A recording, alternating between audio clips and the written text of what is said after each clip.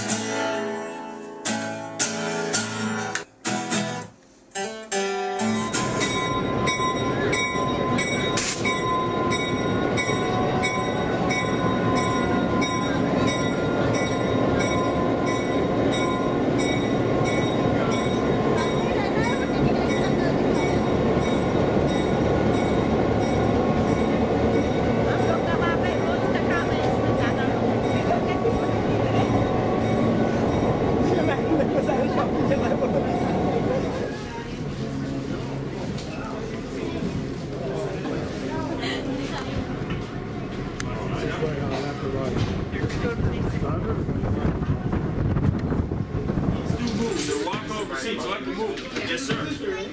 Yeah, which way would you like to go? This way? We're going to back up first, but eventually we're going to be going that way. You want this one moved too? Sure. We can flip them on the way back too, no problem. Oh, that's really cool.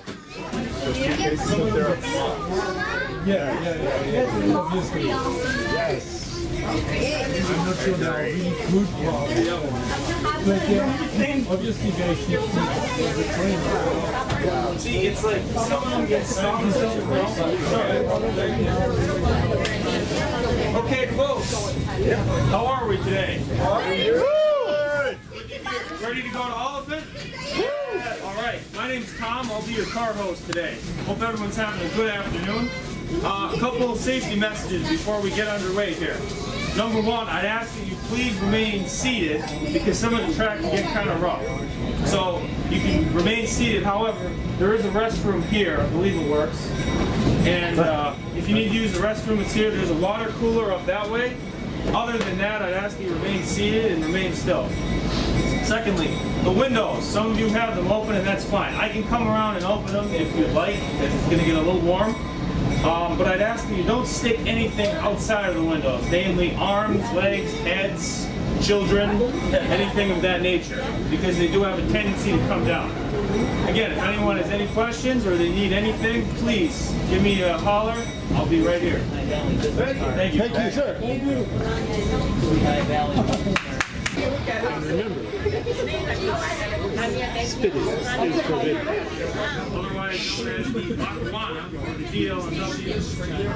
We're going forward at the moment. The engines are facing forward until we clear a switch in the track behind us. When we reach the switch, the conductor is going to exit the train, throw the switch, and we're going to run backwards over the bridge on the Lackawanna River known as Bridge 60. Once we cross the bridge, we'll flip another switch, we'll leave the Lackawanna Railroad yard, and we'll be on the tracks of the former Delaware and Hudson Railroad on the Carbondale main. That will happen shortly. This is Bridge 60 we're going to enter right now. This carried the Lackawanna main line over the former Delaware and Hudson, which is the track below us. Consequently, we're going to be on that same track, but up that way, farther up. And the Lackawanna River. Lackawanna River is coming up on my right, would be this side of the car. And we just, if you'll notice, we just passed a brick tower. That was called Bridge 60 Tower. At Bridge 60 Tower, we have what we call a dispatcher. If you're familiar with air traffic controllers, the dispatcher would be the air traffic controller of the railroad world. He or she gives us authority to move, tells us what we can and can't do, issues track warrants, or what we call Form Ds, movement forms, and regulates movement within the yard and on the main lines. They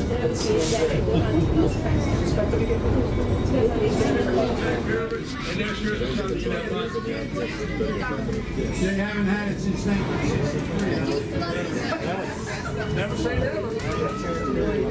It's on her mind. Come to work with. Whoa, look at this. I'll show up and then we float gates and lights. So what we're entering now, folks, is called the Strawberry Hill branch. This branch is going to come down at a very steep grade, and it'll take us to the former main line of Delaware and Hudson.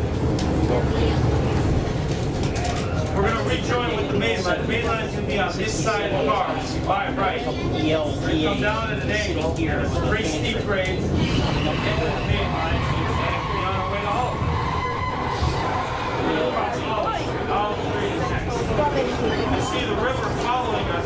The river will meander and follow us most of the way up over the valley up to Olive. So get used to the river. You're going to see it a lot today. How much has changed? I'm starting to get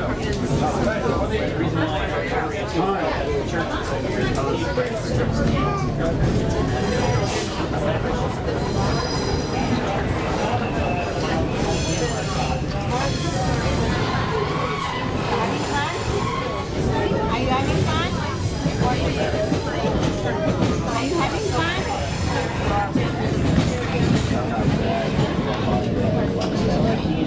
It was a big train.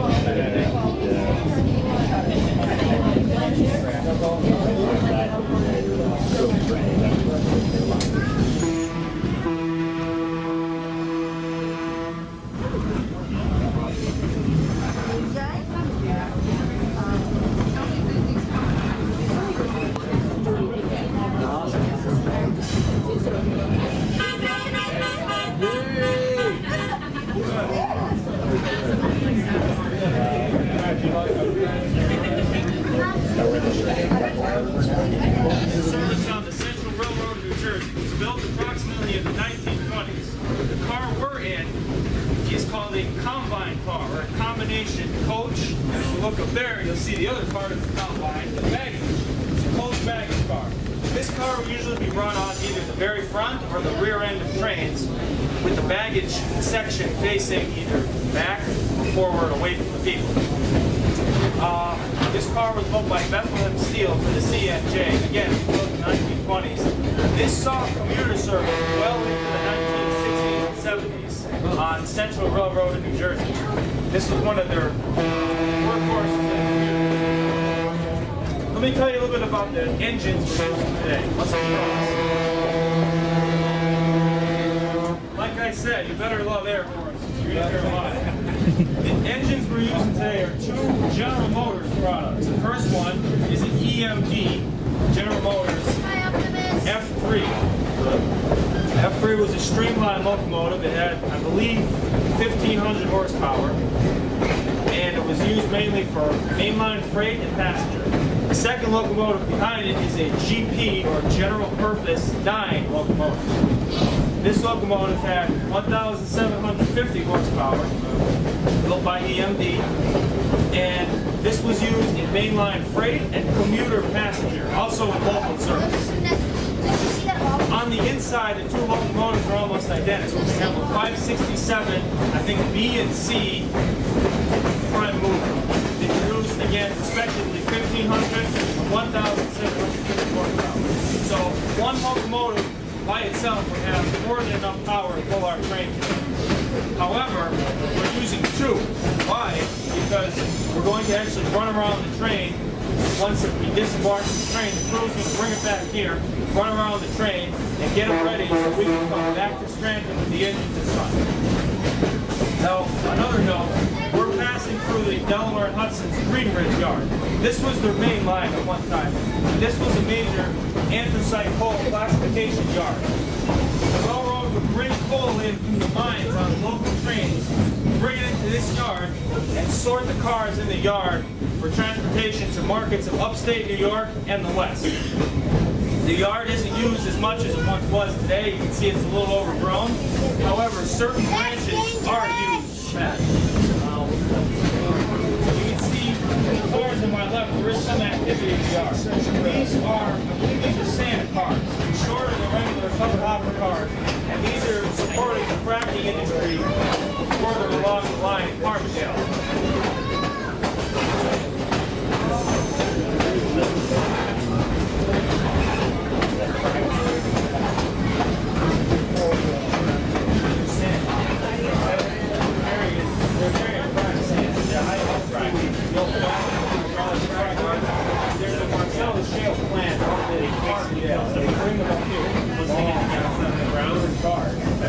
bring them up to Carbondale and just unload the railroad. Carbondale is the end of the line. The line used to go up to upstate New York. In 1985, the railroad got a deal with Congress. Congress didn't want a lot of line. They couldn't control the whole city. There was no vegetation.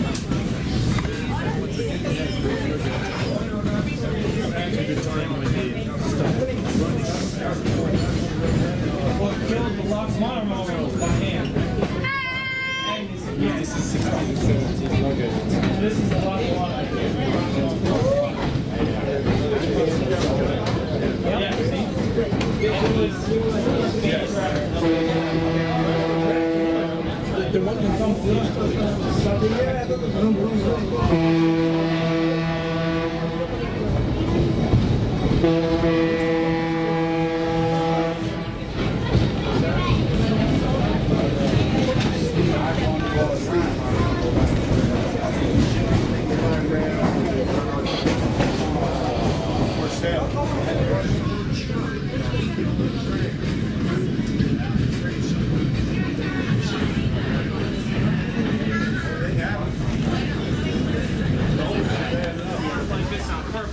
This is called a super elevated curve.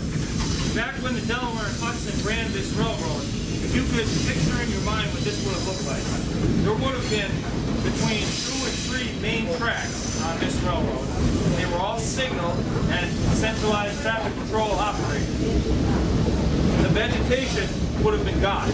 There was no vegetation for 2 reasons. Number one, the railroad and the coal mining industry cut down a lot of the wood to use for timber of the mines. Number two, the soil here was mainly loam or coal overburden, which did not really condone plant growth. So as a result, this would have been very barren. Even into the 1950s and 60s, this all would have been barren. If you could use your imagination, there would have been 2 or 3 tracks signaled. You can see there was enough tracks. But the curve, the reason the curve was banked is because it was super elevated. This allowed a train to run around the curve faster. If the curve were flat, we would have to slow down to almost crawl to go around the curve. Because it was super elevated, we can take the curve at speed.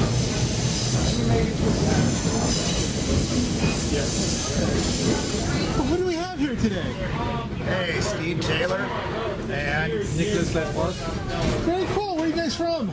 we live in New York City, and we also have a cabin in the country in Shahola, Pennsylvania. Very cool. So far, how do you like the ride? It's been great, really great. It's great to get an old train car, and they're really nice. Excellent. So what made you think, what brought you to Scranton? Is you on vacation or you... Well, oddly enough, the little cabin, there's a railroad next to it, and we saw one of these old historic trains on it a couple of years back, so we tracked it down, what it was, where it came from, and it must have come from here. Absolutely.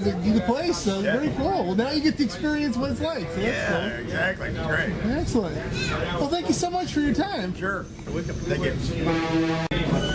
However, instead, it took traffic from other railroads and it transferred it over its main line from another railroad, say Lehigh Valley or Central Valley. In the later part of the century, that became the Delaware and Hudson's role as the anthracite market remained in the 1950s and 60s.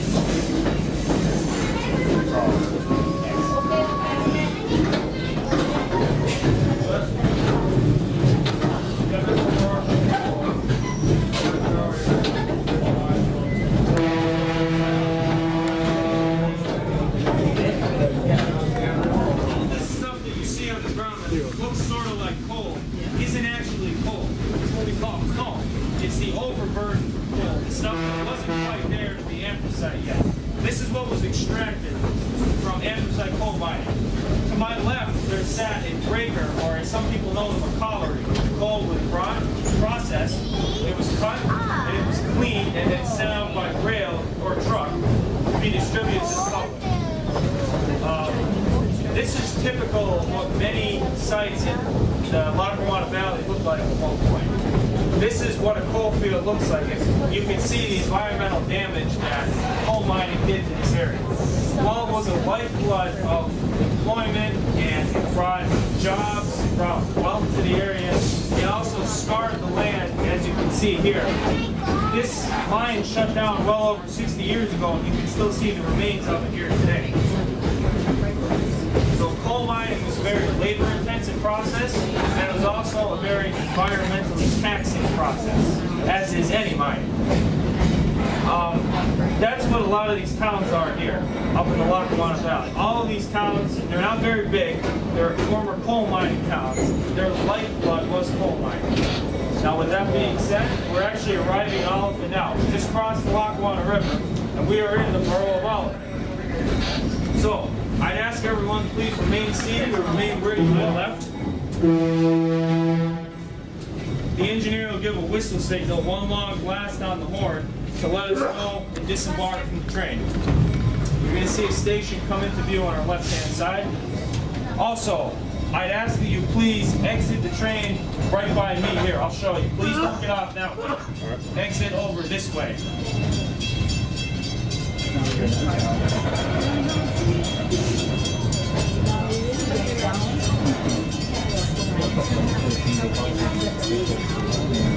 Bless you. Thank you. Yes, sir. So how is the coal separated? Like a chemical process or physical process? Physical. They'd bring it up with usually our mine was located in close proximity to a breaker, and they'd bring it up on a conveyor belt. And what they'd have is they'd have knives and whatnot that chop the coal up. Bless you. They'd sift the coal and then they'd chop it.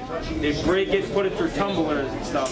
And they'd actually have little kids called breaker boys, who were probably younger than me, between 10 and 15 years old. They would straddle the conveyors and they would pick off the big pieces of coal or comb that didn't belong in there, and they'd throw them off into pits. And they would work usually 8 to 12-hour days in that position, sitting like that, straddling a What do you conveyor. think's in? How much of what they brought up was When we get off, maybe we should have. like 10% or half of it? Or? I would say under half. You saw that Can coal we have back lunch there? They took down the worst of it. There used to be big piles. They were like mountains there. Sorry, Coal is like I could even eat a salad sort right of like now. coal, but not actually coal. Yeah, it's not anthracite. Anthracite coal is carbon, but it's compressed to its almost hardest level. Any harder and it would be a diamond. So if you let coal in for another million years, anthracite would become a diamond. Right below anthracite would be bituminous coal. That's the stuff you saw was borderline bituminous coal. It didn't form into coal yet. Below bituminous is peat, and below that is just mud. So it's all from dead organisms, dead plant, and dead carbon-based life. That's all that is. So these plants here, with the right heat and pressure, millions of years, perhaps they can become coal. What's in a salad? So again, if we left this coal in the ground for millions more years, we would have a diamond mine here. They needed the coal. The coal was more important. Well, who do we have here today?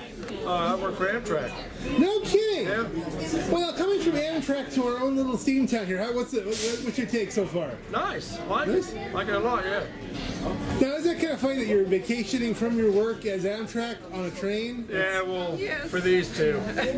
Giving them a little bit of the experience, huh? Yep. If you have a That's wheelchair, pretty cool. please Well, stay out. welcome to our town. Where are you from originally? And you can disembark Actually, I was that born in way. Harrisburg, Otherwise, Pennsylvania. Oh, very cool. I grew up in Virginia. Ah, very cool, very cool. Well, it's good to have you home then. Thank you very much. Appreciate it. Thanks so much for your time. You have a great day. You too.